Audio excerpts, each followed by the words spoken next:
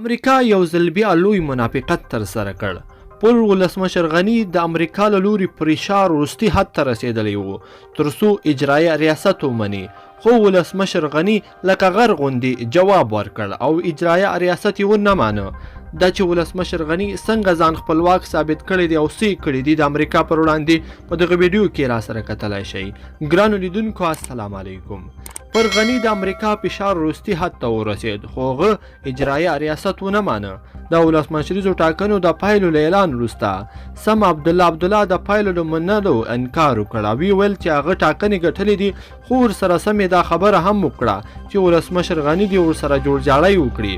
د لوړې تر مراسمو مخکې د افغانستان لپاره د امریکا د ولسمشر ځانګړي استازي زلمي خلیلزاد ډېرې منډې تړلې وکړي چې غني دې ته راضي کړي چې له عبدالله سره شریک حکومت جوړ کړي، خو بې پایلې پای ته ورسېدې.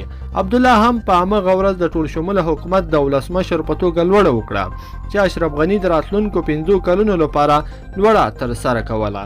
له هغه وروسته هم د دواړو لوریو ترمنځ ډېرې ناستې وشوې او ټولې بې پایلې پای ته ورسېدې.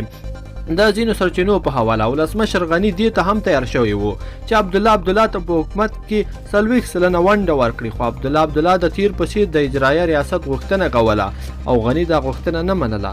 بالاخره چې ټولې هڅې ناکامه شوې، د امریکا د بهرنیو چارو وزیر مایک پمپیو پرون په خپله کابل ته راغی ترڅو د غني او عبدالله ترمنځ دا خبره هواره کړي، خو ویل کېږي چې مایک پمپیو هم د جوړجاړي په رامنځته کولو کې ناکامه شو ځکه عبدالله له خپلې خبرې نه تېرېږي او هغه اجرایه ریاست غواړي، خو غني بیا اجرایه ریاست نه مني او وایي چې په حکومت کې له ځان سره شاملوي خو اجرایه ریاست نه ورکوي.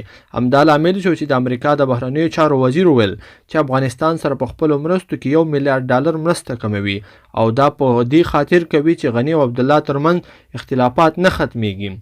هغه دا هم ویل چې په راتلونکي کال کې به $1 میلیارډ مرسته نور هم راکمه کړي.